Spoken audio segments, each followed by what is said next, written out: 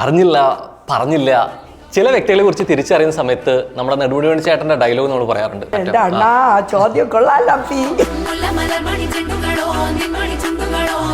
ഞാനൊരു തമിഴ് സോങ് അങ്ങോട്ട് ചെയ്തു. കണ്ണാടി മൂക്കുത്തി മാളിക ചെവപ്പ് മച്ചാന് ഇരിക്കുന്നടി. ഈ അഭിപ്രായങ്ങളിൽ കമന്റ് ബോക്സിൽ വരുന്ന രീതികളിലൊക്കെ ശരിക്കും വിഷമം തോന്നാറുണ്ടോ? ഒരിക്കലും ഇല്ല. എനിക്ക് ഏറ്റവും ഇഷ്ടം എന്നെ ആരാണോ ട്രോളുന്നത് അവന് ഞാൻ ഉമ്മ കൊടുക്കും, അറച്ചും പുറച്ചും കൊടുക്കും. ഏറ്റവും മൈൻഡിൽ ഇങ്ങനെ തറച്ചു കിടക്കുന്ന ഏതെങ്കിലും ഒരു കമന്റ് ഉണ്ടോ? അങ്ങനെ ഒരു ഉണ്ട് ഒരു കമന്റ് ഉണ്ട്. ഏതായിരുന്നു? അവൻ പറഞ്ഞു, നിന്നെ ഞാൻ ശവപ്പെട്ടിക്കകത്താക്കി ഞാൻ ശവപ്പെട്ടി തയ്യാറാക്കുന്നുണ്ട്, അതിനകത്തിട്ട് ഞാൻ പോയി ബ്യൂട്ടിഫുൾ. ഞാൻ എൻ്റെ താഴെ എഴുതിയിട്ടുണ്ട്, നീ എളുപ്പം ഉണ്ടാക്കിക്കൊണ്ട് വാ, ഞാൻ അതിൽ കിടക്കാം. പൊന്നു രോഗം ഞാൻ പറയട്ടെ, അതിനൊരു സ്റ്റോറി ഉണ്ട്. എൻ്റെ ഒരു ആരാധകൻ പറഞ്ഞതാ, തള്ളേ നിങ്ങളുടെ പല്ല് വായ്പ വല്ലാണോ? അത് കറക്റ്റ് ഇത്ര ഓവർ സെറ്റ് ആയിട്ട് ഇരിക്കുന്നോണ്ട് ഫീൽ ചെയ്യുന്നതാ. അവര് പറയേ ഞാൻ പല്ലല്ല, എന്റെ പല്ലാ രോഗം കാണണോ സെറ്റാ. ശരിക്കും ഇത് ആദ്യമേ ഇഷ്ടമായിരുന്നു. ശരിക്കും ഇങ്ങനെ കുറെ കൂടെ മേക്കപ്പ് കെട്ട് ഒരുങ്ങി ഒരു സുന്ദരി ടീച്ചറായിട്ട് തന്നെയാണ് ആദ്യമേ പോയിരുന്നത്. എൻ്റെ സ്റ്റുഡൻസ് ഇപ്പോഴും എൻ്റെ അടുത്ത് പറയാറുണ്ട്, ഓ മാഡം അന്ന് കണ്ടതുപോലെ തന്നെ അതേ മേക്കപ്പ്, അതെ. അപ്പൊ കുട്ടികളെല്ലാം ഇങ്ങനെ വാവുളി. ശരിക്കും ഇപ്പം ഇത്രയും പോസിറ്റീവാണ്, ഇതൊന്നും വിഷയമില്ല എന്ന് പറഞ്ഞാൽ പോലും ഒരിക്കൽ വല്ലാതെ കരഞ്ഞു പോയിട്ടുണ്ട്. ശരിയല്ലേ? അല്ല, അതെൻ്റെ ഈ അസുഖമൊക്കെ സംബന്ധിച്ചുള്ള കാര്യത്തിൽ. സർജറിക്ക് പോയപ്പോൾ ഞാൻ തിരിച്ചു വന്നേക്കാം, വന്നില്ലായിരിക്കാം. It's okay, up to the God. നമുക്കൊന്നും പറയാൻ പറ്റില്ല, പ്രെഡിക്റ്റ് ചെയ്യാൻ പറ്റില്ല അല്ലേ. ലൈഫ് ക്യാൻസർ അല്ല, ഒന്നും ഒരു വിഷയമല്ല. അതെ അതെ.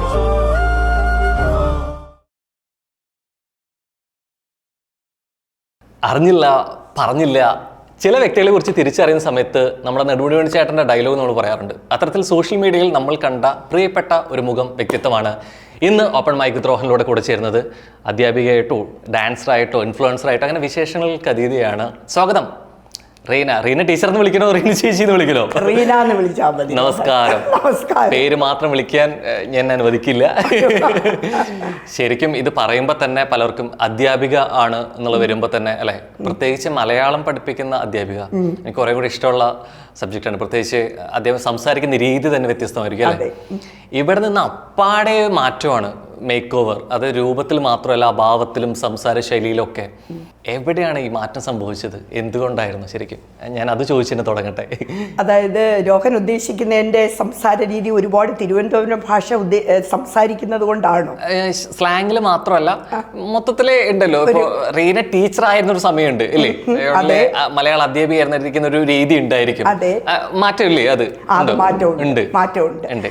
കാരണം എനിക്ക് തോന്നുന്നത് ഞാൻ ലയോളയിൽ ആദ്യമായിട്ട് സ്റ്റാർട്ട് ചെയ്തപ്പോൾ, അതായത് ലയോളയിൽ ഞാനൊരു ടീച്ചറായിട്ടാണ് അല്ലേ. അപ്പൊ ഇവിടുത്തെ ഒരു ടീച്ചർ എന്ന് പറയുമ്പോൾ നമ്മൾ സാരിയും ബ്ലൗസും ഒക്കെ ഉടുത്ത് നമ്മൾ കുട്ടികളുടെ മുന്നിൽ പ്രത്യക്ഷപ്പെടുന്നതിൽ ഒരു കൺസെപ്റ്റ് ഉണ്ട്. പക്ഷേ നമ്മൾ പാശ്ചാത്യ രാജ്യത്തോട്ട് ഞാൻ പോകുമ്പോൾ ഈ ഒരു കൺസെപ്റ്റ് ഞാൻ തന്നെ മാറ്റി എഴുതേണ്ടതായിട്ടുണ്ട്. കാരണം അവരുടെ ഒരു കൺസെപ്റ്റ് എന്ന് പറയുന്നത് നമ്മളിപ്പോൾ ബോർഡിൽ എഴുതി കുട്ടികളെ പഠിപ്പിക്കുന്ന രീതിയൊന്നുമല്ല. അപ്പൊ ഞാൻ പഠിപ്പിക്കുന്നതോ അല്ലെങ്കിൽ ആ ഒരു എഡ്യൂക്കേഷൻ സിസ്റ്റം തന്നെ വേറൊരു രീതിയിലാണ് പോകുന്നത്. ഈ ഒരു എഡ്യൂക്കേഷൻ സിസ്റ്റം അല്ല, ടോട്ടലി ഡിഫറെൻ്റ് ആണ്. അപ്പൊ ആ ഒരു സിസ്റ്റം അഡോപ്റ്റ് ചെയ്തുകൊണ്ട് ഞാൻ move on with their own, അതായത് അവരുടെ ആയിട്ടുള്ള ഒരു സങ്കല്പത്തിലുള്ള ഒരു ടീച്ചറായിട്ടേ മുന്നോട്ട് കൊണ്ടുപോകാൻ പറ്റുള്ളൂ. അതെ, ഈ എപ്പോഴും ഈ മറ്റെന്ത് പ്രൊഫഷനേക്കാൾ അപേക്ഷിച്ചിട്ട് ടീച്ചർ ആവാന്നുള്ളത് ഒരുപാട് ആഗ്രഹിച്ചിട്ട് ആയിരിക്കുന്നവരായിരിക്കും പലരും അല്ലെ. അധ്യാപകരായിരിക്കുന്നവരൊക്കെ അതിന്റെ പ്രയത്നമുണ്ട്, പ്രത്യേകിച്ച് ജോലി കിട്ടുന്ന ഒരു ബഹുമാനമുണ്ട്. ശരിക്കും ഇങ്ങനെ ഒരു പൊസിഷനിൽ ഇരുന്നിട്ട് ഒരു സേഫ് സോൺ എന്ന് ചിന്തിക്കാൻ പറ്റാത്ത രീതിയിലേക്ക് കുറേയേറെ റിസ്ക് എലമെന്റ്സ് ഉള്ള അന്യദേശത്തേക്ക് പോവാണ് അല്ലെ. എവിടെ തീരുമാനമെടുക്കാൻ പ്രേരിതമായിട്ടുള്ളൊരു കാരണം എന്താ? അത് ശരിക്കും പറഞ്ഞാൽ ആക്സിഡന്റലി ഞാൻ അങ്ങോട്ടേക്ക് പോയതാണ്. അങ്ങനെ പോകണം അല്ലെങ്കിൽ വിദേശ രാജ്യത്തേക്ക് പോകാൻ വേണ്ടി ചെയ്ത ഒരു റിലേഷൻഷിപ്പ് ഒന്നും പറഞ്ഞിട്ട് കാര്യമില്ല. ഞാൻ രണ്ടാമത് കല്യാണം കഴിച്ചിട്ടാണ്, ഞാൻ പല ഇൻ്റർവ്യൂവിലും പറഞ്ഞിട്ടുള്ളത് പോലെ അങ്ങനെയാണ് ഞാൻ ലണ്ടനിലേക്ക് പോകുന്നത്. അപ്പോൾ ഒരു സാധാരണ എല്ലാവരും ഉദ്ദേശിക്കുന്ന പോലെ തന്നെ ഒരു ലൈഫ് സ്റ്റാർട്ട് ചെയ്യുന്നു, ന്യൂ ലൈഫ്. അപ്പം വേറൊരു സ്ഥലമാണ്. അപ്പോൾ ഇതൊക്കെ എങ്ങനെ ആയിരിക്കും എന്നത് ഒരു ചോദ്യചിഹ്നത്തോടു കൂടി തന്നെയാണ് അങ്ങോട്ടേക്ക് പോയത്.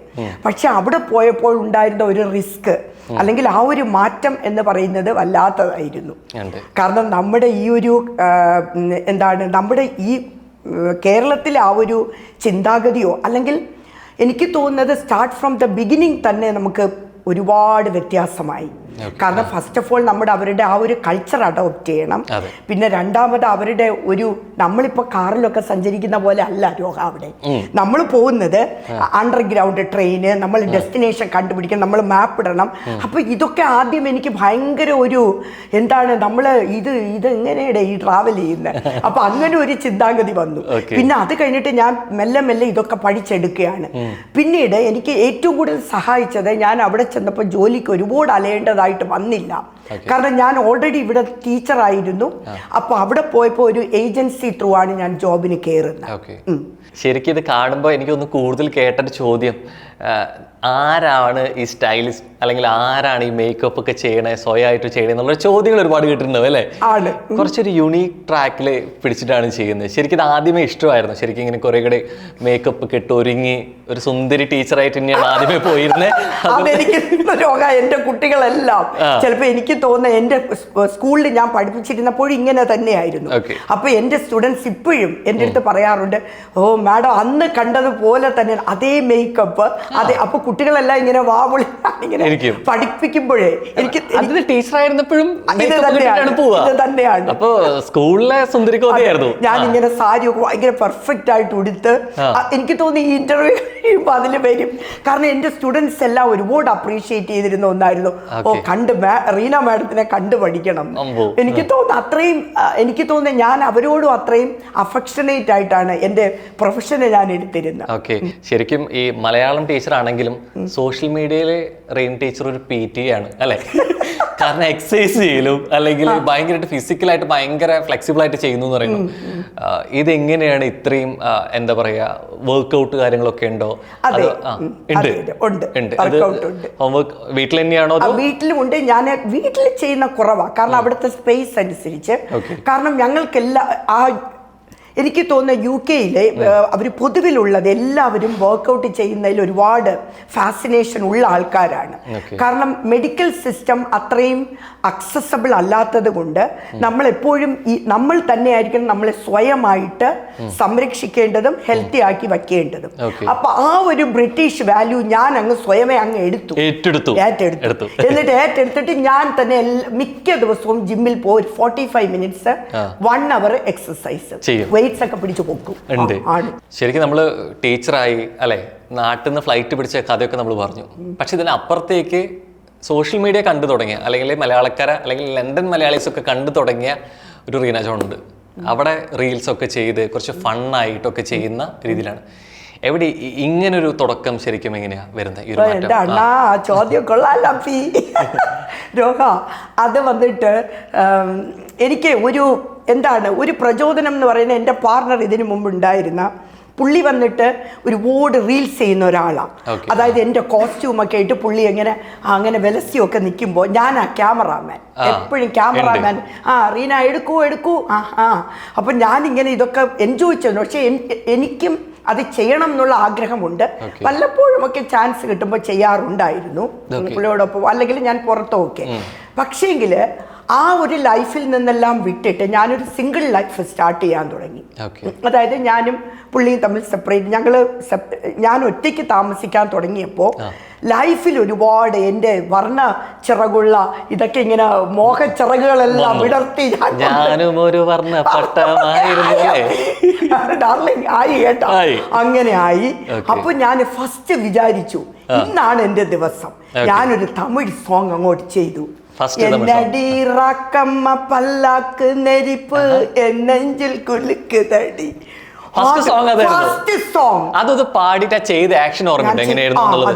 അതിങ്ങനെ ചെയ്തതിന് സ്പേസ് ഇല്ല, സ്പേസ് ഇല്ല. അപ്പൊ ഫസ്റ്റ് എന്റെ വൈറലാകുന്ന വീഡിയോ. Here we go. പാട്ടില്ല എങ്കിലും ഞാൻ പാടി ചെയ്യാൻ കുറച്ച് പാടുന്നുണ്ട്. ഓക്കെ ശരി. അപ്പൊ ഞാൻ ഫസ്റ്റ് ചെയ്തു ഇങ്ങനെ എന്നടീറാക്കമ്മ പല്ലാക്ക് നെരിപ്പ് എന്നെഞ്ചിൽ കുലുക്ക് തടി അടിക്കണ്ണടി മൂക്കുത്തി മാളിക ചെവപ്പ് മച്ചാന് ഇരിക്കുതടി എന്നടീറാക്കമ്മ എന്നടി റാക്കമ്മ പല്ലാക്ക് നെരിപ്പ് എന്നെഞ്ചിൽ കുലുക്കുതടി അടി കണ്ണാടി മൂക്കുത്തി മാളിക ചെവപ്പ് മച്ചാന് ഇരിക്കുതടി.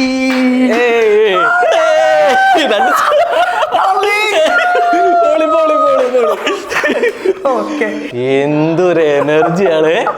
എനിക്ക് തോന്നുന്നു ഈ എനർജി എടുത്ത് കഴിഞ്ഞാൽ 2 ജില്ലയ്ക്ക് കറണ്ട് കൊടുക്കാൻ പറ്റും. അത്രയും പവർ ഹൗസ് ആണ്. ഇതെങ്ങനെയാ ഈ സ്പോട്ടിൽ പറയുന്ന സമയത്ത് ആകുമ്പോഴേക്കും റെഡി ആയിട്ട് ഇപ്പൊ എങ്ങനെയാണെങ്കിലും പലപ്പോഴും ഡിജിറ്റൽ പ്ലാറ്റ്ഫോമിൽ നവമാധ്യമങ്ങളൊക്കെ ചെയ്യുന്നവരാണെങ്കിലും ഇതല്ലാതെ വന്നു കഴിഞ്ഞു കഴിഞ്ഞാൽ ഇപ്പോൾ ഓഫ് സ്ക്രീൻ ഒക്കെ വന്നു കഴിഞ്ഞാൽ പറയുമ്പോൾ ഒരു ചളിപ്പുണ്ടാവും, കുറച്ച് ഷൈ ഉണ്ടാവും, ചെയ്യാനൊരു മടി ഉണ്ടായിരിക്കും. പക്ഷെ ഇത്രയും സ്പോണ്ടേനിയസ് ആയിട്ട് ഇത്രയും പെട്ടെന്ന് ചെയ്യാൻ പറ്റണ എനിക്കത് ഇഷ്ടമാണ്, എനിക്കൊരു പാഷനാണ്. അതുകൊണ്ട് തന്നെയാണ് എനിക്കൊരു സ്റ്റേജ് പ്രോഗ്രാമിൽ എനിക്ക് തോന്നുന്ന ഇപ്പൊ UK നടന്ന ഒരു സ്റ്റേജ് പ്രോഗ്രാം എല്ലാം യങ്സ്റ്റേഴ്സാ. അവിടെ ഇപ്പം നമ്മുടെ നാട്ടിൽ നിന്ന് ഫിലിം സ്റ്റാർസ് ഒക്കെ വന്നു. അവര് വന്നിട്ട് അവര് ഒന്നും കാണാതെ എന്റെ കൂടെ നിന്ന് ഡാൻസ് കളിക്കുന്നു. അത് ചേച്ചി പോയി കണ്ടാറില്ല. ഞാൻ പറഞ്ഞു സ്റ്റേജിൽ പ്രോഗ്രാം നടക്കുന്നു, പോക്കൂ. നോക്കുന്നില്ല. ഇല്ല, റീന ചേച്ചി ഇങ്ങോട്ട് വാ, ഡാൻസ് ചെയ്യാം. പിന്നെ എല്ലാവരും എൻ്റെ കൂടെ വട്ടം ചുറ്റി. ഞാൻ ഇവരെല്ലാം വന്നിരിക്കുക കഷ്ടപ്പെട്ട്. ഇല്ല. അപ്പൊ അങ്ങനെ എനിക്ക് സ്റ്റേജ് പെർഫോമൻസിനോട് ഭയങ്കര ഒരു ഇഷ്ടമാണ്. എവിടെ വന്നാലും അത് എനിക്ക് ഐ ഡോണ്ട് കെയർ ആരാണ് വാച്ച്, ഇഷ്ടമാണ്. ആ ഇഷ്ടം സ്റ്റേജിനോട് മാത്രമാണോ അത് സിനിമയോടും കൂടി ഇല്ലേ? ആ സിനിമയോടും ഉണ്ട്, പക്ഷേ അതെനിക്കറിയില്ല. അതൊക്കെ ദൈവത്തിന്റെ കയ്യിൽ. അവസരങ്ങൾ വന്നിട്ടുണ്ടാവില്ല ഓൾറെഡി. എനിക്ക് ഒരു അവസരം വന്നു. ഒരു അതായത് നമ്മുടെ UK തന്നെയാണ് ഒരു എന്താണ് ജിബി ഗോപാലൻ എന്ന് പറഞ്ഞിട്ട് പുള്ളി ഡയറക്റ്റ് ചെയ്യുന്ന ഒരു മൂവിയിൽ ഒരു ചെറിയൊരു ഭാഗം ഒരു ഷോട്ട് ചെയ്യാനായിട്ട് പറ്റി. ചെയ്തു കഴിഞ്ഞു. അങ്ങനെ സിനിമാ അവസരങ്ങളൊക്കെ തുടരെ വന്നു കഴിഞ്ഞാൽ തിരിച്ച് അന്ന് കയറിയ വണ്ടി തിരിച്ചിങ്ങോട്ട് നാട്ടിലേക്ക് വരുമോ? സെറ്റിൽ ആവോ? അതങ്ങനെ വന്നാലല്ലേ വരുമോ? എന്താ സംശയം? ഇത്രത്തോളം അല്ലെങ്കിൽ ഇത്രയും ടാലന്റ് പവർ ഹൗസ് ആയിട്ട് നിൽക്കുന്ന ഒരാളുടെ അങ്ങനെ ചാൻസസ് വരുന്നു, സിനിമയിൽ ഉടനീളം വരികയാണ്, തിരിച്ചിവിടെ തന്നെയാവോ? അങ്ങനെ ഒരു ചാൻസ് കിട്ടിയാൽ ഞാൻ അതിനെ പറ്റി അങ്ങനെ വരികയാണെങ്കിൽ ആദ്യം വരുന്ന അവസരം ആരുടെ നായികയായിട്ടാവണമെന്ന് ആഗ്രഹം? അങ്ങനെ നായികയായിട്ട് എനിക്ക് അവസരം കിട്ടുമോ തോന്നുന്നില്ല. രോഹൻ ഡാർലിംഗ് എന്റെ പ്രായത്തെ കുറിച്ച് എല്ലാരും പറഞ്ഞ് കളിയാക്കുക. നായികയാവുന്നതിന് പ്രായപരിധി ഇല്ല. ആണോ? ഉണ്ടോ? നായിക എന്ന് കഴിഞ്ഞാൽ എന്താ യൗവനത്തിൽ നിൽക്കുന്നു, ടീനേജിൽ നിൽക്കുന്നു, 20കളിൽ നിൽക്കുന്നു ഒന്നുമില്ല. അങ്ങനെയാണ് കഥയുടെ സന്ദർഭത്തിനനുസരിച്ച് എങ്ങനെ പോകുന്നു ആ നായിക. എത്രയോ സീനിയർ ആർട്ടിസ്റ്റുകള് നായികയായിട്ട് നിൽക്കുന്നു ഇപ്പോഴും ഇല്ലേ? എത്രയോ മലയാള സിനിമകളാണെങ്കിലും മലയാള സിനിമകളല്ല പൊതുവേ ഉണ്ട്. പിന്നെ ഞാൻ ഒരു യങ്ങറിന്റെ കൂടെ ആയിരിക്കും എനിക്ക് ഏറ്റവും ഇഷ്ടം. ഒരു ആരാണ് ദുൽഖർ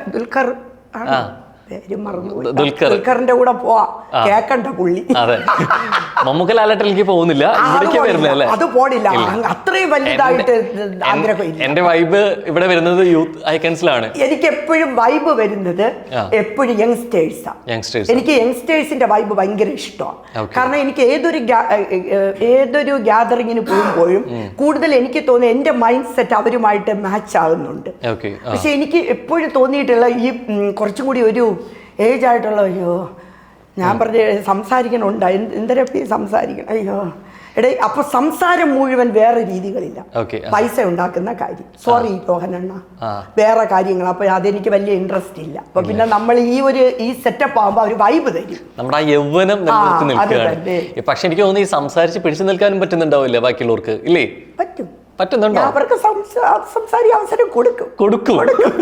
പൊതുവെ കുറവാണെന്ന് തോന്നുന്നു ഇങ്ങനെ ഒരു എനർജിയിൽ ഇങ്ങനെ പിടിച്ചു നിൽക്കുന്ന. എനർജിയിൽ ഞാൻ നിൽക്കും. എന്നാലും അവന്മാരെന്റെ അടുത്ത് പറയും ഇങ്ങോട്ട് വന്ന് കളിക്കുക എന്ന് പറയുമ്പോൾ അവരുടെ കൂടെ കളിക്കാൻ പറ്റും എനിക്ക്. അതെ, ശരിക്കും ഈ നമ്മൾ പറയും ഈ പലതരം സമപ്രായക്കാരല്ലാതെ പലതരം പ്രായമുള്ളവരോടൊക്കെ നമ്മൾ കൂട്ടുകൂടുമ്പോൾ അതനുസരിച്ചുള്ള വൈബ് കിട്ടുന്നുള്ളത്. അവിടെ ഫ്രണ്ട്സ് കൂടുതലും ആരാ? യങ്സ്റ്റേഴ്സ് തന്നെയാണ്. യങ്സ്റ്റേഴ്സ് തന്നെയാണ്. അപ്പൊ ഈ പറഞ്ഞ നമ്മുടെ ആകാശമായിട്ടൊക്കെ എനിക്ക് ഡാൻസ് കളിക്കാൻ പറ്റുന്ന, പെട്ടെന്ന് എനിക്ക് സിങ്ക് ചെയ്യാൻ പറ്റും. കാരണം ഇപ്പം അവനുമായിട്ട് എനിക്ക് ഡാൻസ് കളിക്കുമ്പോൾ കിട്ടുന്ന ഒരു ഫീലിംഗ്, കാരണം അവൻ ആദ്യം ഡാൻസ് കളിക്കാൻ മടിയായിരുന്നു. പിന്നീട് അത് കളിയുടെ അതിൻ്റെ കൂടെ ഇങ്ങോട്ട് ഇങ്ങനെ എന്ന് പറയുമ്പോൾ പിന്നീട് അവൻ ഇത് കിട്ടി. അപ്പൊ നമ്മൾ രണ്ടുപേരും കൂടെ കൊറിയോഗ്രഫി ചെയ്യുന്ന എപ്പോഴും ക്ലിക്കായിട്ടുണ്ട്. അപ്പൊ എനിക്ക് എപ്പോഴും തോന്നിയിട്ടുള്ളത് ഒരു യങ് ഒരു ആളിൻ്റെ കൂടെ ചെയ്യുമ്പോൾ എനിക്ക് കൂടുതൽ ആ ഒരു അറിയില്ല, ആ ഒരു ഇത് കിട്ടും, ആ സിങ്ക് കിട്ടും. ശരിക്കും ഈ സിനിമകളിൽ പറയുന്ന സമയത്ത് നമ്മൾ പറയും കുറച്ച് ഇപ്പൊ ചില സിനിമ അല്ലെങ്കിൽ കഥാസന്ദർഭത്തിനൊക്കെ ആവശ്യമായിട്ടുള്ള ചില സീക്വൻസ് ആവശ്യമാണെന്നൊക്കെ പറയും അല്ലെ. പണ്ടത്തെ സിനിമകളിൽ കുറെ മാറ്റമുണ്ട്.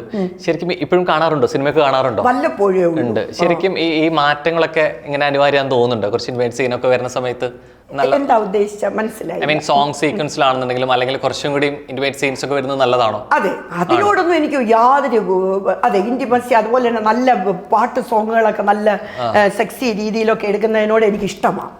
എന്ന് വെച്ചാൽ കാണുന്നതിനും ഇഷ്ടമാണ്. കാരണം അതൊക്കെ നമ്മുടെ ഫിലിമിന്റെ അല്ലെങ്കിൽ ഈ ഒരു ന്യൂ ജനറേഷൻ ഇതൊക്കെ അത്യാവശ്യം തന്നെയാണ് എന്നുള്ളതാണ് എന്റെ അഭിപ്രായം.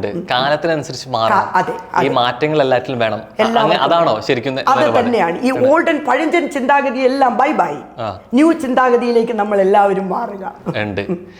ഇത്രയൊക്കെ പോപ്പുലറായിട്ട് നിൽക്കുമ്പോഴും സോഷ്യൽ മീഡിയ ഒക്കെ വിട്ട് ഇനിയൊരു കുടുംബജീവിതത്തിൽ മാത്രം ഞാൻ ഫോക്കസ് ചെയ്യണം എന്നൊരു ചിന്തയിലേക്ക് പോയിട്ടുണ്ടോ? ഇല്ല. ഇല്ല. ഇങ്ങനെ എന്റർടൈൻ ചെയ്തിട്ട് ഇതെന്നെ ലൈഫ് മുന്നോട്ട് പോകണം, ഒരിക്കൽ പോലും അങ്ങനെ ഒരു തോട്ട് ഇല്ല. പക്ഷെ അതെനിക്കിനി പറ്റില്ല, ഒരു ചേഞ്ച് പറ്റില്ല. ഇല്ല. ഇതിൽ എവിടെയെങ്കിലും ഇപ്പൊ പലതരത്തില് ഇപ്പൊ അഭിപ്രായങ്ങൾ എപ്പോഴും കോയിൻ പോലെ അല്ലെ, രണ്ട് വശങ്ങൾ ഉണ്ടായിരിക്കും. ആ മാറ്റങ്ങൾ എപ്പോഴും നമ്മൾ പ്രതീക്ഷിക്കും വേണം. ഈ അഭിപ്രായങ്ങളിൽ കമന്റ് ബോക്സിൽ വരുന്ന രീതികളിലൊക്കെ ശരിക്കും വിഷമം തോന്നാറുണ്ടോ? ഒരിക്കലും ഇല്ല. ഇല്ല. എനിക്ക് ഏറ്റവും ഇഷ്ടം എന്നെ ആരാണോ ട്രോളുന്നത് അവന് ഞാൻ ഉമ്മ കൊടുക്കും, കൊടുക്കും. ഉമ്മ മാത്രല്ല, പോടാവിളി ഉണ്ട് കമന്റിൽ ചിലപ്പോഴൊക്കെ. നീ എനിക്ക് പക്ഷെ ഒരിക്കലും എനിക്ക് അവരോടൊരു ഈ ട്രോളൊക്കെ വന്ന് എന്നെ അങ്ങ് അറഞ്ചു പുറഞ്ഞു ട്രോൾ ചെയ്തിട്ടുണ്ട് ഈ ടിക്ടോക്കിൽ. എനിക്ക് വേണ്ട ഇൻസ്റ്റ അല്ല, ടിക്ടോക്കിലൊക്കെ ഓരോ ചേച്ചി ഇത് കണ്ടില്ല, എല്ലാം ഉണ്ട്. എന്നെ ജാസിയുടെ ഒക്കെ വെച്ചിട്ട് കുറെ ട്രോളേഴ്സ്. ഓക്കെ, ഞാൻ പറഞ്ഞു ഇറ്റ്സ് ഫൈൻ, അത് അതിന്റെ വഴിക്ക് പോകും, ഞാൻ എന്റെ വഴിക്ക്. കാരണം ട്രോള് എനിക്ക് ഒരിക്കലും ഒരു വിഷമതരത്തിൽ ഞാൻ എടുക്കാറില്ല പേഴ്സണലി. അത് ഓരോരുത്തരുടെ വ്യൂ ആണ്. ഇപ്പൊ ഒരാളിനെ അവര് എന്താണ് ട്രോൾ എന്ന് പറയുന്നതിനോട് എനിക്ക് വിശ്വാസമില്ല. ചെയ്തോട്ടെ, അത് അവരുടെ വഴിക്ക് പൊക്കോട്ടെ, ചെയ്യുന്നോട്ടെ, നമ്മൾ നമ്മുടെ ജോലി ചെയ്യണം.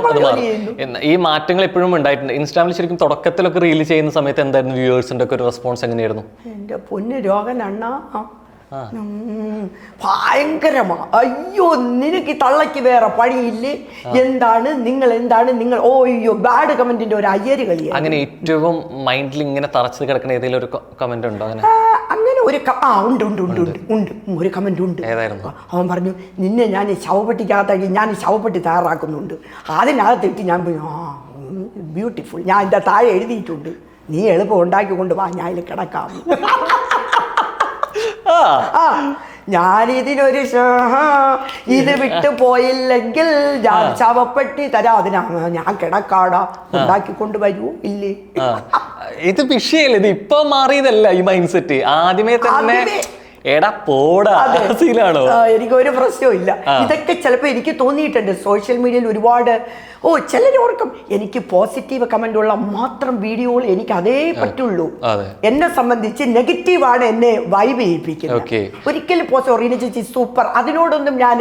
പക്ഷെ എന്നെ ഇങ്ങനെ ചെയ്യുമ്പോ സൂപ്പർ ഉണ്ട്. എപ്പോഴെങ്കിലും തോന്നിയിട്ടുണ്ടോ നമുക്കൊരു പരിചയമില്ലാത്ത ആളുകളാണ് ഇങ്ങനെയൊക്കെ മോശം കമന്റുകൾ വരുന്നത്, എന്നെ വ്യക്തിപരമായിട്ട് അറിയുക പോലുമില്ല, പിന്നെ എന്തിനാണ് ഇങ്ങനെയൊക്കെ പറയണത്, അങ്ങനെയൊക്കെ ചിന്തിക്കാറുണ്ടോ? അതെനിക്ക് ചിന്തിക്കാം. അപ്പൊ അതാണല്ലോ എന്റെ ധൈര്യം. കാരണം അവർക്ക് എന്നെ പേഴ്സണലി അറിയില്ല, റീന ആരാണ്. അപ്പൊ എനിക്ക് തോന്നിയിട്ടുള്ള ആദ്യമൊക്കെ ഞാൻ റീന, ആ റീനയിൽ നിന്ന് മറഞ്ഞു നിന്നുകൊണ്ടായിരുന്നു ഞാൻ സോഷ്യൽ മീഡിയയിൽ നിന്നത്. പക്ഷെ ഒരു മാസ്ക് ഉണ്ടായിരുന്നു. അതെ, അതിട്ടിട്ടായിരുന്നു ഞാൻ സോഷ്യൽ മീഡിയ. എനിക്ക് എന്നെ ആരും അറിയരുത് എന്നൊരു ഇത് എനിക്ക് വാശിയായിരുന്നു. അപ്പൊ അത് ടിക്ടോക്കിൽ ഞാനൊരു 3 yearsോളം കണ്ടിന്യൂ ചെയ്തു. അതിനുശേഷമാണ് ഇൻസ്റ്റയിലേക്ക് മൂവ് ചെയ്തത്, മാറ്റം വന്നത്. ഈ ജോക്കർ സിനിമയിൽ ബഹദൂർക്ക് പറയുന്ന ഡയലോഗ് ഉണ്ട്, നമ്മുടെ ഉള്ളിൽ എത്ര വിഷമം ഉണ്ടെങ്കിലും നമ്മൾ കരയാൻ പാടില്ല, നമ്മൾ ചിരിക്കണം, ചിരിപ്പിച്ചുകൊണ്ടിരിക്കണം, അതാണ് നമ്മുടെ ഡ്യൂട്ടി എന്നുള്ളത്. സോഷ്യൽ മീഡിയ ഇത്രത്തോളം ചിരിപ്പിച്ചുകൊണ്ടിരിക്കുന്ന വ്യക്തിക്ക് പക്ഷെ പുറകോട്ട് നോക്കുമ്പോൾ സങ്കടക്കടൽ കുറേ ഉണ്ട് അല്ലേ? ഇതൊക്കെ തരണം ചെയ്തിട്ടാണ് ഇവിടെ വരുന്നത്. എങ്ങനെയാ ഇങ്ങനെ എപ്പോഴും പോസിറ്റീവായിട്ട് ഇരിക്കാനുള്ള ഒരു മോട്ടീവ് എന്താ ശരിക്കും? അത് എൻ്റെ മൈൻഡ് സെറ്റില് ഞാൻ പുറകിലോട്ടുള്ള കാര്യങ്ങളെല്ലാം കുഴിച്ചെന്നേ മൂടി. അതിനെ ഇനി ഞാൻ എൻ്റെ പേഴ്സണല് ഇപ്പം ഞാൻ വേറൊരാൾക്ക് കൊടുക്കുന്നതും അതാണ്, മോട്ടിവേറ്റഡ് ആയിട്ട്. നമ്മൾ എന്തിന് ബാക്ക് ചിന്തിച്ച് നമ്മൾ അതിനെ വലിച്ചഴക്കണം ലൈഫിൽ. B positive and move forward, move on with your life.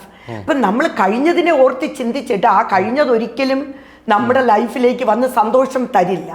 അപ്പൊ നമ്മൾ എന്ത് ചെയ്യുക, നമ്മുടെ തന്നെ ലൈഫിൽ പോസിറ്റിവിറ്റി ഉൾക്കൊണ്ടുകൊണ്ട്, പക്ഷെ എനിക്ക് ആ ലൈഫിനെ ഞാൻ എപ്പോഴും ഫ്ലവർ ആയിട്ട് എടുക്കാറുണ്ട്. അതെ, പക്ഷേ ലൈഫ് ഈസ് സോ ബ്യൂട്ടിഫുൾ. പക്ഷെ റീനജൻ ഫ്ലവർ അല്ലടാ, ഫയറാടാ അല്ലേ? അല്ലേ? കണ്ടായിരുന്നോ ആ ഡയലോഗിൽ ഒന്ന് പറഞ്ഞേ കാണട്ടെ. ഫ്ലവർ അല്ല, അടുത്ത റീൽ, ആ കോണ്ടന്റിൽ അടുത്ത റീൽ ഇറക്കൂട്ടോ. ശരിക്കും ഇപ്പം ഇത്രയും പോസിറ്റീവാണ്, ഇതൊന്നും വിഷയമില്ല എന്ന് പറഞ്ഞാൽ പോലും ഒരിക്കൽ വല്ലാതെ കരഞ്ഞു പോയിട്ടുണ്ട്, ശരിയല്ലേ? അതെന്റെ ലൈഫായിരിക്കാം. ലൈഫിൽ വന്നൊരു എനിക്ക് അല്ല, അതെന്റെ ഈ അസുഖമൊക്കെ സംബന്ധിച്ചുള്ള കാര്യത്തിൽ അപ്പൊ ഞാൻ അപ്പോഴും കരഞ്ഞില്ല. അപ്പൊ എനിക്ക് തോന്നിയത് ഓക്കെ, എനിക്കത് ചെയ്യാൻ പറ്റും. അപ്പോഴും എനിക്ക് തോന്നുന്നത് ഞാൻ അതിങ്ങനെ എപ്പോഴും ഞാൻ പോസിറ്റിവിറ്റിയോട് ചിലപ്പോൾ ഞാൻ തിരിച്ചു വരാം. സർജറിക്ക് പോയപ്പോൾ ഞാൻ തിരിച്ചു വന്നേക്കാം, വന്നില്ലായിരിക്കാം. It's okay, up to the God. നമുക്കൊന്നും പറയാൻ പറ്റില്ല, പ്രെഡിക്റ്റ് ചെയ്യാൻ പറ്റില്ല അല്ലേ? ലൈഫ് തീരുമാനം ദൈവത്തിന് വിട്ടുകൊടുത്തു. അതെ, ദൈവത്തിന് വിട്ടുകൊടുത്തു. ഓക്കെ, ഞാൻ അത് കഴിഞ്ഞ് വരുവാണെങ്കിൽ ലൈഫിലുണ്ട്, ഇല്ലെങ്കിൽ ഇല്ല, അത്രേ ഉള്ളൂ. അല്ല, അത് പറഞ്ഞ് നമ്മൾ കരഞ്ഞിട്ട് കാര്യമില്ലല്ലോ. ഈ ഒരിക്കൽ പോലും വരരുതെന്ന് ആഗ്രഹിക്കുന്ന അസുഖങ്ങളിൽ ഒന്നാണ് അല്ലെ, നമ്മൾ ക്യാൻസർ വരരുത് എന്നുള്ള നമ്മൾ പേടിക്കാറുണ്ട്, അല്ലെങ്കിൽ ആ പരിശോധന നടത്താറുണ്ട്. സോ അങ്ങനെ ഒന്നിനെ അഭിമുഖീകരിക്കേണ്ടി വന്നിട്ടും, അല്ലെങ്കിൽ ഒരു പക്ഷെ അത് വന്ന സമയം ജീവിതത്തിൽ എല്ലാ അർത്ഥത്തിലും ഒറ്റപ്പെട്ടൊരു സമയം കൂടിയായിരുന്നു. ആ സമയത്താണ് ഇത് വരുന്നത്. ഇതിന് നൽകിയൊരു ശക്തി ശരിക്കും എന്താ? അവനവൻ തന്നെയായിരുന്നു. അതെ, അവനവൻ തന്നെ. അപ്പൊ ഞാൻ ഓർത്തത്, അന്ന് ഞാനൊരു ഇതെടുത്തു, നമ്മുടെ ലൈഫിൽ പ്രതിസന്ധി ഘട്ടത്തിലാകട്ടെ അല്ലെങ്കിൽ നമ്മുടെ ഹാപ്പിനെസ്സിൽ മാത്രമേ നമ്മുടെ കൂടെ ആളുണ്ടാവുള്ളൂ. അപ്പൊ അതൊന്ന് ഉൾക്കൊണ്ടുകൊണ്ട് ഞാൻ തന്നെ സ്ട്രോങ് ആയി. അപ്പൊ ഞാൻ റീന ജോൺ, ഞാൻ വരുന്നെങ്കിൽ തിരിച്ചു വരട്ടെ, വന്നില്ലെങ്കിൽ ഫയർ ഇനഫ്. അപ്പൊ എന്റെ ഫ്രണ്ട്സ് വിളിച്ചപ്പോഴും ഞാൻ പറഞ്ഞു, ഞാൻ Reena are you okay? Yes I am fine. കാരണം എന്റെ അവിടെയുള്ള ഫ്രണ്ട്സ്. അപ്പൊ അവര് പറഞ്ഞു, Reena if you need any help okay we can. No, I don't want any help from anyone. ഞാൻ പറഞ്ഞു, ഞാൻ ഒറ്റയ്ക്ക് പോയി ഒറ്റയ്ക്ക് തിരിച്ചു വരുന്നു. എനിക്ക് തോന്നുന്ന ആ ഒരു ശക്തി, എനിക്ക് തോന്നുന്ന ഞാൻ തന്നെ സ്വന്തമായിട്ട് നേടിയെടുത്ത ഒരു ഇതാണ്. ഇത് കംപ്ലീറ്റ്ലി ഓവർകം ചെയ്തു. അതെ, അതിനുവേണ്ടി സ്ട്രഗിൾ ചെയ്യുന്ന അല്ലെങ്കിൽ അതിനോട് പോരാടിക്കൊണ്ടിരിക്കുന്നവരോട് എന്താ പറയാനുള്ളത്? ഞാൻ അവരോട് പറയുന്നത്, ഒരിക്കലും നമ്മുടെ ആ ഒരു ആത്മവിശ്വാസം കൈവിടാതിരിക്കുക. ഇതിന് വേണ്ടത് നമ്മുടെ മൈൻഡ് ഒരിക്കലും ഇതിനെപ്പറ്റി ചിന്തിച്ച് നമ്മൾ വേവലാതിപ്പെടാതിരിക്കുക. Just live. ഇപ്പൊ ഡോക്ടർ പറയുന്നത്, ഇപ്പോൾ ഒരുപാട് പേര് ട്രീറ്റ്മെന്റിലുള്ളവരൊക്കെ ഉണ്ടാവാം. അപ്പൊ അവരോട് പറയുന്നത്, അവർ ആ ട്രീറ്റ്മെന്റ് കണ്ടിന്യൂ ചെയ്യുക ആണ്. അപ്പൊ അവർക്കുള്ള ആ ഒരു സപ്പോർട്ട് ഡോക്ടറിൽ നിന്ന് കിട്ടുമായിരിക്കും. അപ്പം വീണ്ടും അവർ ചിന്തിക്കേണ്ടത്, we will survive, I am going to survive, അല്ലെങ്കിൽ ഐ ക്യാൻ സർവൈവ് എന്നുള്ള ആ ഒരു തീരുമാനത്തോടു കൂടി ജീവിതം അവരവര് തന്നെയാണ് ഇരിക്കേണ്ടത്. അതെല്ലാം മൈൻഡ് സെറ്റ് ആണ്. ആ ഒരു മൈൻഡ് സെറ്റിൽ എടുത്തു കഴിഞ്ഞാൽ ഓവർകം ചെയ്യാൻ പറ്റും 100%. ക്യാൻസർ അല്ല, ഒന്നും ഒരു വിഷയമല്ല. ശരിക്കും ഈ ഒറ്റയ്ക്ക് ജീവിക്കാൻ തുടങ്ങി കഴിഞ്ഞാൽ പിന്നെ ഒന്നിനെയും പേടിക്കേണ്ടതില്ല എന്ന് പറയുന്നുണ്ട്. അത് തന്നെയാണ് ശരിക്കും സത്യം പറഞ്ഞാൽ കുറെ കൂടി സ്ട്രോങ് ആക്കിയത്. ഈ തിരിച്ചുവരവില് വന്നൊരു മാറ്റം എന്തായിരുന്നു ശരിക്കും? അതിനൊക്കെ ഒന്ന് ഓവർകം ചെയ്തു. പിന്നെ വരുന്നൊരു ചേഞ്ച് എന്തായിരുന്നു ശരിക്കും സ്വയം കൊണ്ടുവന്നത്? ഞാൻ പിന്നീട് സ്വയം കൊണ്ടുവന്നത്, എനിക്ക് തോന്നി, എനിക്ക് അവിടുത്തെ മാക്മിലൻ സപ്പോർട്ട് ടീം ഉണ്ടായിരുന്നു. അപ്പൊ അവര് 1 day ഫുൾ സെമിനാർ, അത് സെൻട്രൽ ലണ്ടനിൽ വെച്ചിട്ടുള്ള ഒരു വലിയ ഹോസ്പിറ്റൽ, ചെൽസി ഹോസ്പിറ്റൽ എന്ന് പറയും. അപ്പോൾ അവിടെ വെച്ചിട്ടുള്ള ഫുൾ ഈ ഡോക്ടേഴ്സിൻ്റെ ഒരു ഫുൾ ട്രെയിനിങ് 1 day നമ്മളെ പോലെ സർവൈവേഴ്സിന് വേണ്ടി അവർ വെച്ചിട്ടുണ്ടായിരുന്നു. അപ്പോൾ അവർ പറഞ്ഞത്, Reena, be yourself, whatever make you happy, you have to enjoy the life, whatever you wanted to do, you have to do. അപ്പോൾ അവർ പറഞ്ഞ ആ ഒരു ഇത് എൻ്റെ മനസ്സിൽ ഒരുപാട് തറച്ചു. പക്ഷെ അവരൊരു കൗൺസിലിംഗ് പ്ലസ് അവർ തരുന്ന നമുക്കൊരു മോട്ടിവേഷനാണ്. അപ്പോൾ അതിൽ അടിയുറച്ച് വിശ്വസിച്ചുകൊണ്ട് ആ ഒരു ഡേ മുതൽ ഞാൻ എടുത്തൊരു തീരുമാനമായിട്ട്, I am going to enjoy my life. എനിക്കിങ്ങനെ എല്ലാവരെയും പോലെ ഇങ്ങനെ ഫ്ലവറായിട്ടും ഫയറായിട്ടും ഒക്കെ നടക്കണം. പാറി പറന്ന് ഒരു മഴവില്ലായിട്ട് പോയിക്കൊണ്ടിരിക്കുകയാണ്. അവിടെ നിന്നാണോ കുറേയും കൂടിയും ഒരു ബ്യൂട്ടി കോൺഷ്യസ് ആയിട്ട് മാറിയതും മേക്കപ്പിലേക്ക്? പണ്ടും ഞാൻ മേക്കപ്പ് എനിക്ക് ഇഷ്ടമുള്ള ഒരു ഇതാണ്, എങ്കിലും കൂടുതൽ ഞാൻ എന്നെ തന്നെ ട്രീറ്റ് ചെയ്യുക. ഞാൻ ഇപ്പം അതുകൊണ്ട് തന്നെ സെൽഫ് കെയർ ആണ് കൂടുതൽ ചെയ്യുന്നത്. ചെയ്യുന്നുണ്ട്. ഒരുപാട് സെൽഫ് കെയറിൽ ഞാൻ ഒരുപാട്, കാരണം UK-യിൽ നമുക്ക് ഒരുപാട് പ്രോഡക്ട്സ്, ഇപ്പം ഹോളണ്ട് ആൻഡ് ബാരറ്റ്, നമുക്ക് ഹെൽത്ത് ഇഷ്യൂ ഉള്ള എന്തിനും പരിഹാരമുണ്ട്. അപ്പൊ അതൊക്കെ നമ്മൾ കണ്ടുപിടിക്കുക, അത് ഉപയോഗിക്കുക. പിന്നെ കൊളാജൻ പൗഡർ, അങ്ങനെ കുറേ സാധനങ്ങളുണ്ട്. അപ്പൊ അതൊക്കെ നമ്മൾ യൂസ് ചെയ്യുക, നമ്മുടെ ഹെൽത്തിനെ സംരക്ഷിക്കുക എന്ന് പറഞ്ഞുകൊണ്ട് എപ്പോഴും ഹെൽത്ത് സംരക്ഷിക്കാനും പറ്റില്ല. അപ്പോഴും പൂർണ്ണമായിട്ടില്ല. ശരിക്കും കാരണം എന്റെ ഹെയർ ഒക്കെ കറക്റ്റ് ചെയ്യാനുണ്ട്, പക്ഷെ അതിനൊന്നും ഉള്ള സമയം നമുക്ക് കിട്ടാത്തത് കൊണ്ട് ഉണ്ട്. എങ്കിൽ ശരിക്കും ഇത് എത്രത്തോളം ശ്രദ്ധിക്കേണ്ട കാര്യമാണെങ്കിൽ പോലും അടുത്തൊരു ജനറേഷന് കൊടുക്കാൻ പറ്റുന്ന ഒരു ടിപ്പ് എന്താ? ശരിക്കും ഈ ബ്യൂട്ടി കെയറിലാണെന്നുണ്ടെങ്കിലും ഹെൽത്ത് വൈസ് ആണെന്നുണ്ടെങ്കിലും, അതായത് ഹെൽത്ത് വൈസിൽ ഓരോരുത്തരും അവരവർക്ക് ഇപ്പം എന്തെങ്കിലും, ഇപ്പം കുട്ടികൾക്കാകട്ടെ ആർക്കെങ്കിലും എന്തെങ്കിലും ഒരു പ്രോബ്ലം ഉണ്ടെങ്കിൽ ഉടൻ തന്നെ അവർ ഡോക്ടറെ കാണുകയോ അല്ലെങ്കിൽ അവർ ഗൂഗിൾ സെർച്ച് ചെയ്ത് എന്തായിരിക്കും അതിൽ വരുന്ന ആഫ്റ്റർ എഫക്ട്സിനെ പറ്റി ചിന്തിക്കരുത്. ഓ, എനിക്ക് എൻ്റെ ഒരു ഫ്രണ്ട് ഉണ്ട്, എനിക്ക് ഇങ്ങനെ വന്നെറിയില്ല, എൻ്റെ വയറൊന്നും പെയിനാ, അയ്യോ എന്തൊക്കെയോ എൻ്റെ വയറിനകത്ത് ഉരുണ്ട് പറയുന്നത് കളിക്കാൻ, എന്തൊക്കെയോ എനിക്ക് എന്ന് സ്ട്രെസ്സാണ്. ഞാൻ പറയടേ ഈ എന്ന് ഗൂഗിളിൽ സെർച്ച് ഇങ്ങനെ വരുമ്പോൾ ഇന്നത് വരാം. അപ്പോൾ അതിനെപ്പറ്റി ഗൂഗിൾ സെർച്ച് ചെയ്യണ്ട, താൻ എന്താണ് ചെയ്യേണ്ടത്? ഓക്കെ, അതിനൊരു പരിഹാരം ഡയഗ്നോസ് ചെയ്തിട്ട് അതിൽ എന്തെങ്കിലും പ്രോബ്ലം ഉണ്ടെങ്കിൽ മാത്രം അതിനെ ട്രീറ്റ് ചെയ്യുക, അല്ലാതെ അതിനെക്കുറിച്ച് മെന്റലി നമ്മൾ എന്താണ് ഡയഗ്നോസ് ചെയ്യുന്നില്ല, ഇത് എന്താവോ എന്നുള്ള അതിലെ ഇത് ആലോചിച്ചുകൊണ്ടിരിക്കുകയും ചെയ്യും. കറക്റ്റ്, അടിപൊളി. അതിന്റെ ആവശ്യമില്ല, നമുക്കത് ഉണ്ട്. അപ്പൊ നമ്മൾ എന്താണ് അതിന് ചെയ്യേണ്ടത്, അല്ലാതെ അയ്യോ ഇതാണെന്നാണ് തോന്നുന്നത്, ഇതാണ് അയ്യോ, അപ്പൊ വീണ്ടും വീണ്ടും പ്രശ്നമാകും. അപ്പൊ അതുണ്ടാകാതിരിക്കാൻ നമ്മൾ തന്നെ ആയിരിക്കണം മോട്ടിവേറ്റ് ചെയ്ത് നമ്മൾ എന്താണ് അതിനുള്ള റെമഡി കണ്ടെത്തുക, അതാണ് ചെയ്യേണ്ടത്. ഈ ലണ്ടനിൽ നിന്ന് പൂരാണ് നാട്ടിലേക്ക് വരാന്ന് പറഞ്ഞപ്പോൾ അതിൽ വന്ന രസകരമായിട്ടുള്ള കമന്റ് ഉണ്ട്. റീൻ ചേച്ചി പുറപ്പെട്ടുള്ളൂ എന്നുണ്ടെങ്കിൽ പോലും റീൻ ചേച്ചിയുടെ ഐബ്രോ നാട്ടിലെത്തി എന്നുള്ളത് അത്രയും നീട്ടത്തിലേക്ക് എടുക്കുകയാണെന്നുള്ളത് ആണ്. ശരിക്കും ഇത് കുറച്ച് നമ്മൾ കാണുമ്പോൾ എപ്പോഴും ഈ കമന്റ് സെക്ഷനിലാണെങ്കിൽ കൂടുതൽ കാണുന്നതാ. ഈ പറയുമ്പോ എപ്പോഴെങ്കിലും ഇത് കുറച്ച് ഓവറാണോ മേക്കപ്പ് ഞാട്ടത് അങ്ങനെ തോന്നാറുണ്ടോ? ഒട്ടുമില്ല. ഇല്ല, കുറച്ച് കുറഞ്ഞെങ്കിലേ ഉള്ളൂ. അതാണ് ഞാൻ എന്താണെന്ന് വിചാരിക്കുന്നത്. ഞാൻ മേക്കപ്പ് ഇടുന്ന എനിക്ക് വേണ്ടി. ഞാൻ നിങ്ങളെ ഒന്നും നിങ്ങൾ എന്തെങ്കിലും നിങ്ങൾക്ക് ഇഷ്ടപ്പെട്ടില്ലെങ്കിൽ ഇഷ്ടപ്പെട്ടില്ല, ഞാൻ എന്നെ ഇഷ്ടപ്പെടുന്നുണ്ട്. അതാണ് എൻ്റെ അവനവനെ തന്നെ ഇഷ്ടപ്പെടുക എന്നുള്ളതാണ് ഏറ്റവും ഇത്. അതില് വളരെ വ്യക്തമായിട്ട് അത് ചെയ്തുകൊണ്ടിരിക്കുന്നുണ്ട് അല്ലെ? സത്യമാണ്. അത് തന്നെ തുടർന്നുകൊണ്ടിരിക്കും. ഈ എന്തെങ്കിലും കാര്യത്തില് ഓഡിയൻസ് പറയുന്ന, വ്യൂവേഴ്സ് പറയുന്ന ഒരു കാര്യം അത് ശരിയാണ്, മാറ്റണമെന്ന് തോന്നിയിട്ടുണ്ട് ഏതെങ്കിലും? ഒരുപാട് പേര് ലിപ്സ്റ്റിക്കിന്റെ കളറിനെ കുറിച്ച് പറയാറുണ്ട്. കൂടുതൽ ലേഡീസാ.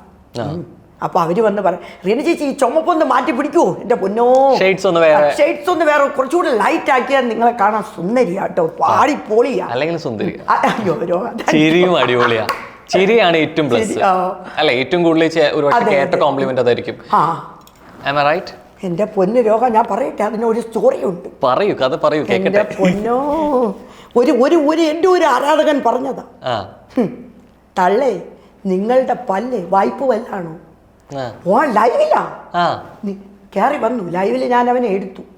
ഞാനൊരു കാര്യം ചോദിച്ചോട്ടെ നിങ്ങളോട്, ചോദ്യരപ്പി, നിങ്ങളെ പല്ല് വൈപ്പുവല്ലല്ലേ? ഞാൻ കണ്ടിട്ടുണ്ട്.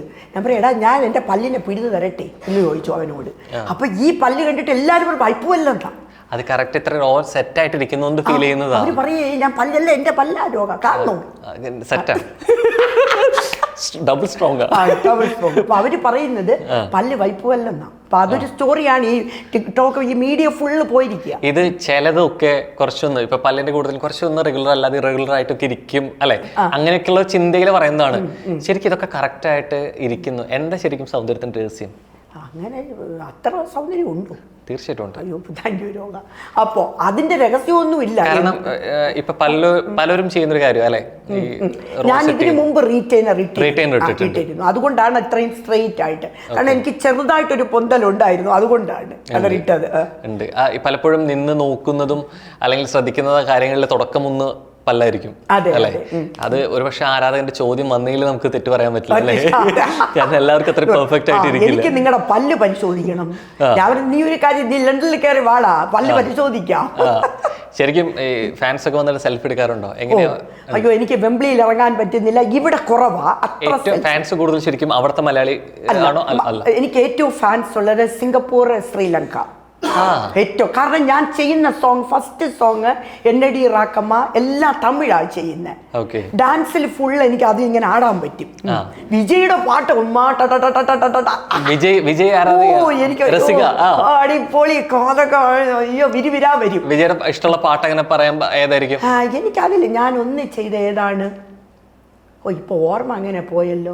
പക്ഷെ ഫാസ്റ്റ് ആയിട്ട് ഇങ്ങനെ പോവില്ലേ, ജമനി ജമനി ജമനി ജമനി, അതങ്ങനെയൊക്കെ കാലൊക്കെ പൊക്കി അയ്യോ ആടിപ്പോളി. അപ്പൊ ഇത്തരം പാട്ടുകൾ ഉള്ളതുകൊണ്ട് ശ്രീലങ്ക ആൾക്കാർ അയ്യോ അമ്മ കൂപ്പുങ്ക എന്ന് വെച്ചാൽ അവിടെ ശ്രീലങ്കൻ ആൾക്കാരാണ് കൂടുതൽ. സിംഗപ്പൂരിലാണെങ്കിലും സിംഗപ്പൂരും, അതായത് ബോൺ ആൻഡ് ബ്രോട്ടപ്പ് സിംഗപ്പൂർ. അപ്പൊ അവരാണ് കൂടുതലും ഫാൻസ് ആയിട്ട്. പിന്നീടാണ് മലയാളികൾക്ക് ഞാൻ ഇങ്ങനെ അറിഞ്ഞാടുന്നത് കൊണ്ട് അവർക്ക് അത്ര ചേച്ചി എന്താ ഈ സാരിയൊക്കെ കൊടുത്ത് ഇങ്ങനെ മലയാളി മങ്കിയായിട്ട് എനിക്ക് മനസ്സില്ല. എന്റെ ആരാധകർ കംപ്ലീറ്റ് എടുക്കുന്നത് അവിടെയാണ്. അവർക്ക് വേണ്ടത് ഇതാണ്, ഞാൻ അത് ചെയ്തോളാം. ഇത് അതല്ല രോഗ, ഞാൻ ഇപ്പൊ ഈ ഒരു ഡാൻസ് ചെയ്യുമ്പോ മില്യൺസ് പോവും. പക്ഷെ ഒരു മലയാളം പാട്ട് ഞാൻ ഇങ്ങനെ നിന്നിട്ട് പ്രിയതമാ, ഒരു പ്രിയതമനും ഇല്ല. ശരിക്കും അങ്ങനെ ഒരു പഴയ പാട്ടൊക്കെ വെച്ച് അങ്ങനെ ചെയ്യാനൊക്കെ ആഗ്രഹമുണ്ടോ? ശരിക്കും ഒന്ന് ചെയ്തു. അപ്പൊ മലയാളികളെല്ലാം ഇങ്ങനെ ആയിപ്പോയി. അപ്പൊ പിന്നെ അതങ്ങ് ചവിട്ടി ഞാൻ നിർത്തി. ഞാൻ ചോദിക്കുക പ്രിയതമനില്ല, തൽക്കാലത്തേക്ക് ഞാൻ വീണ്ടും തമിഴ്നാട്ടിലേക്ക് പോവാന്നുള്ള രീതിയിൽ. തമിഴ്നാട് തന്നെ എന്റെ അണ്ണോ വാട്ടപ്പാകുത്ത്. കൂടുതലും ഈ ഫാൻസ് ഇൻസ്റ്റന്നാണോ ടിക്ടോക്ക് നിന്നാണോ? ടിക്ടോക്ക് എനിക്കിപ്പോ 1 മില്യൺ വ്യൂവേഴ്സ്, 1 മില്യൺ. അതെ. അപ്പോ എന്താ ശരിക്കും വന്ന റെസ്പോൺസ് ഒക്കെ എങ്ങനെ പറയാ? അടുത്ത് വന്നു കഴിഞ്ഞാല് ഫോട്ടോ എടുക്കല്ലാതെ എന്തോ ഫോട്ടോ എടുക്കും. പിന്നെ അവരുടെ ഫാമിലി എന്നെ ഇൻട്രൊഡ്യൂസ് ചെയ്യും. അക്ക നിങ്ങൾ രൊമ്പ അയ്യോ എനിക്ക് രൊമ്പ, അവരുടെ ആ ഒരു സ്നേഹമില്ലേ, അവരൊരുപാട് റെസ്പെക്റ്റ്ഫുൾ ആയിട്ടാണ് എൻ്റെ അടുത്ത് ഒരുപാട്. അപ്പൊ അവര് കുറെ പേര് എൻ്റെ വീഡിയോസ് എടുത്ത് എനിക്ക് തോന്നുന്നത് അവര് പറഞ്ഞിട്ടുള്ളതാണ്, എനിക്കറിയില്ല, കണ്ടിട്ടില്ല. അവരെ ഒരുപാട് ചാനലിലും ഒക്കെ ഉപയോഗിക്കുന്നുണ്ട് എന്ന് പറഞ്ഞു. അതായത് സ്വിറ്റ്സർലൻഡിലെ പല പല യൂറോപ്പ് സ്ഥലങ്ങളിൽ.